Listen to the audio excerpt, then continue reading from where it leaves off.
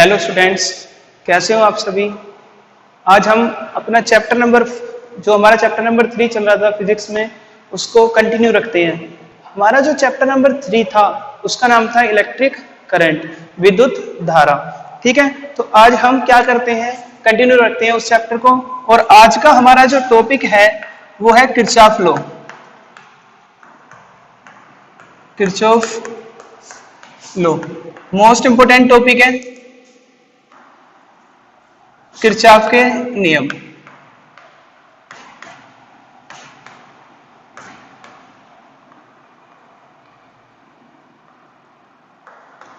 Kirchhoff के नियम क्या कहते हैं, देखो किरचॉफ के नियम क्या है। बेसिकली जो किरचॉफ थे उन्होंने इलेक्ट्रिक जो हमारा सर्किट है उससे रिलेटेड दो लॉ दिए। कौन कौन से, एक तो फर्स्ट लॉ जिसको बोलते हैं फर्स्ट लॉ। फर्स्ट लॉ कौन सा था, फर्स्ट लॉ की बात करें, इस फर्स्ट लॉ को क्या बोलते हैं, law of junction. Law of junction या संधि का नियम, संधि का नियम। ये नियम क्या कहता है, देखो बेसिकली लॉ ऑफ जंक्शन होता क्या है। तो जो संधि का नियम है वो ये कहता है कि अगर कोई संधि का मतलब कोई भी जंक्शन है, इस जंक्शन पर बहुत सारी करंट आ रही है इस तरह से। ठीक है, ये करंट आ रही है I1, I2 और I3, और इससे कुछ करंट होकर जा रही है। ठीक है, तीन करंट आई और एक में क्या हो गई, डिवाइड, या एक करंट तीन में डिवाइड हो रही है। ठीक है, तो ये रूल ये कहता है कि किसी भी जंक्शन पर जो आने वाली करंट है वो ऑलवेज इक्वल होगी जाने वाली करंट के। ठीक है, the incoming current at any junction is equal to the outgoing current. जो करंट आ रही है वो किसके बराबर होगी, जाने वाली करंट के। या फिर दूसरा रूल हम ये कह सकते हैं, किसी भी जंक्शन पर जो आई होगा उसका एल्जेब्रिक सम 0 होता है। ठीक है, आई का एल्जेब्रिक सम क्या होता है, 0। और ये पूछता है किसके संरक्षण पर आधारित है, तो जो फर्स्ट लॉ है हमारा वो है कंजर्वेशन ऑफ चार्ज। किसके कंजर्वेशन पर बेस्ड होता है, चार्ज के, आवेशों के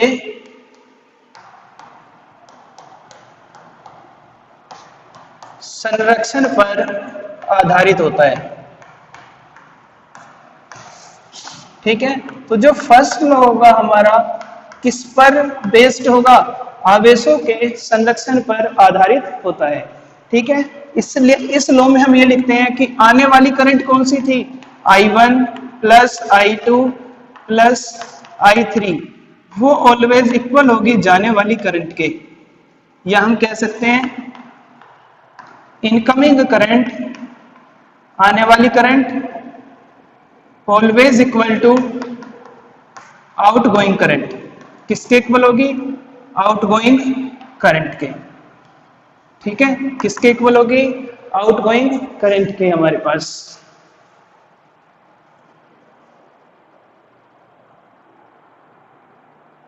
ठीक है, तो ये फर्स्ट रूल है हमारा किरचॉफ का, जो ये बताता है हमें किसके बारे में, चार्ज के सॉरी किसके बारे में बताता है हमें, ये करंट के बारे में। और किसके संरक्षण पर बेस्ड होता है, ये आवेशों के।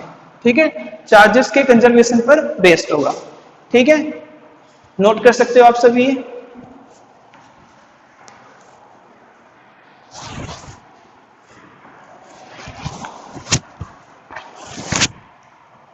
उसके बाद सेकंड की बात करते हैं। सेकंड लॉ की बात करते हैं। तो जो सेकंड लॉ होगा इसको बोलते हैं हम law of voltage. Law of voltage ये याद रखना है हमें, based upon conservation of energy. Based upon conservation of energy. ऊर्जा के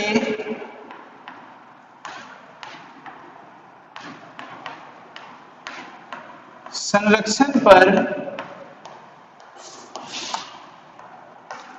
आधारित। तो जो सेकंड लॉ है वो किस पर आधारित होता है? हमारे किसी भी सर्किट में जो एनर्जी है उसके कंजर्वेशन पर बेस्ड होता है हमारा सेकंड लॉ। क्या कहता है सेकंड लॉ? सेकंड ये कहता है कि अगर कोई बंद सर्किट है, उस बंद सर्किट के अंदर एक बैटरी लगी है, रेसिस्टेंस है, करंट वगैरह आ रही है, ठीक है, इसका ईएमएफ ई है। अभी ईएमएफ के बारे में हम पढ़ चुके हैं, क्या होता है? विद्युत वाहक बल, ठीक है। तो क्या होगा? ये कहता है कि किसी भी बंद परिपथ में जो बहने वाली धारा है और उसके संगत जो प्रतिरोध है, जो धारा है और उसके संगत क्या है? प्रतिरोध, उसका बीजगणितीय योग सिग्मा उसी बंद परिपथ में लगी बैटरी के विद्युत वाहक बल के बीजगणितीय योग के बराबर होता है, ठीक है। किसी भी बंद परिपथ में बहने वाली धारा तथा उसके संगत प्रतिरोध का गुणनफल का बीजगणितीय योग उसी परिपथ में लगी बैटरी के विद्युत वाहक बल के योग के बराबर होता है, बीजगणितीय योग के बराबर होता है, ठीक है। इसका मतलब अगर हम इंग्लिश की बात करें तो इन एनी क्लोज सर्किट, सर्किट कैसा होना चाहिए? क्लोज, क्योंकि सर्किट क्लोज नहीं होगा तो करंट भी फ्लो नहीं होगी। तो करंट फ्लो होने के लिए सर्किट कैसा होना चाहिए हमारे पास? क्लोज।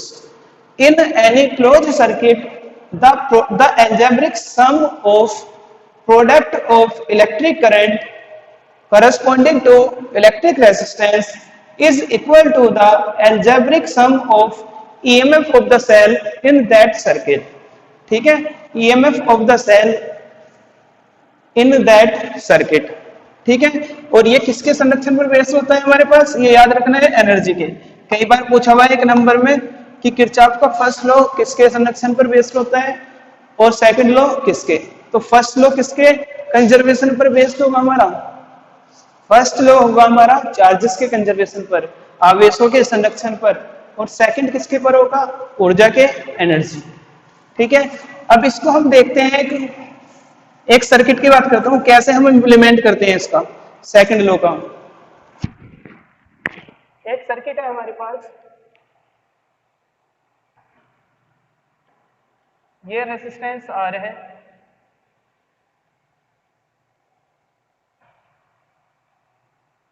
यहां पर बैटरी लग रही है, इसका ईएमएफ E1, ये बैटरी लग रही है, इसका ईएमएफ E2, ठीक है। ये करंट दे रहा है हमारे पास I1, तो I1 करंट चलेगी। ये करंट दे रहा है हमारे पास I2, तो यहाँ पर जाएगी I1 प्लस I2, ठीक है। इसमें गई I1 प्लस I2 इस तरह से, और फिर डिवाइड हो गई इसमें और इसमें, ठीक है। तो ये कोई क्लोज सर्किट है हमारे पास।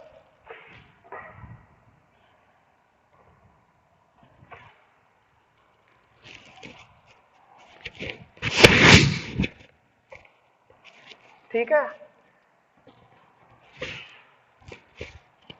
अब हम क्या कर सकते हैं, यहाँ पर एक रेजिस्टेंस ले सकते हैं स्मॉल R1, इसका रेजिस्टेंस ले ले R2, और अगर इसका रेजिस्टेंस R है, और इसका नाम दे दिया A, B, C,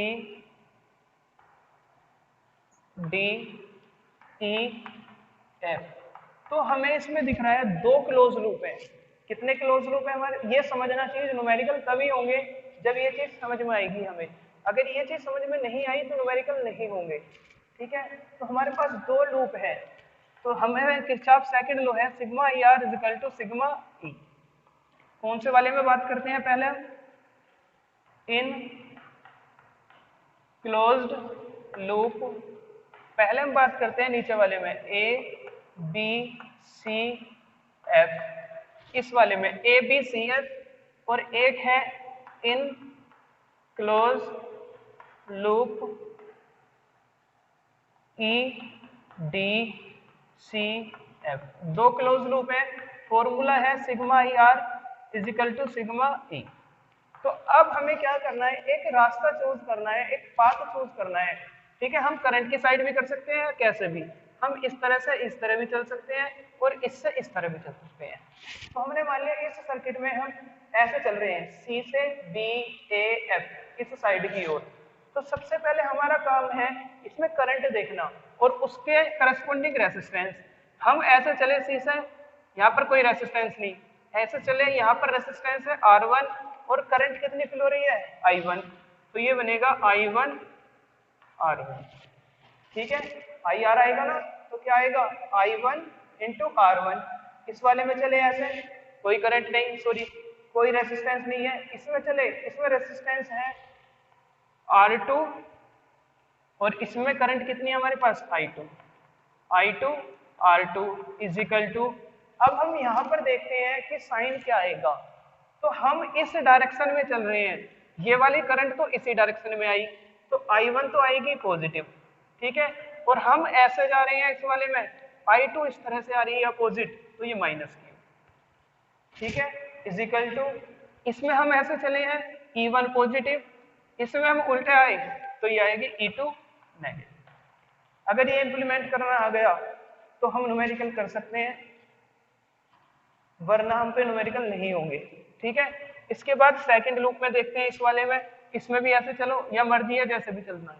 इस तरह से चले अगर हम इस तरह से E से D की तरफ, तो इसमें जो करंट है वो है I1 प्लस I2, तो ये आएगा I1 प्लस I2 इंटू इसका रेसिस्टेंस कितना है R प्लस, इस तरह से चल रहे हैं, यहाँ पर कोई रेसिस्टेंस नहीं, इससे चले हम भी इसी डायरेक्शन में आ रहे हैं, करंट भी इसी डायरेक्शन में है, तो क्या आएगा I2 R2 इजिकल टू, और इसमें एक ही सेल लग रही है, उसका EMF है E2। तो इस तरह से हम इंप्लीमेंट करते हैं किसका, किरचॉफ सेकंड लॉ का। ठीक है, थैंक यू।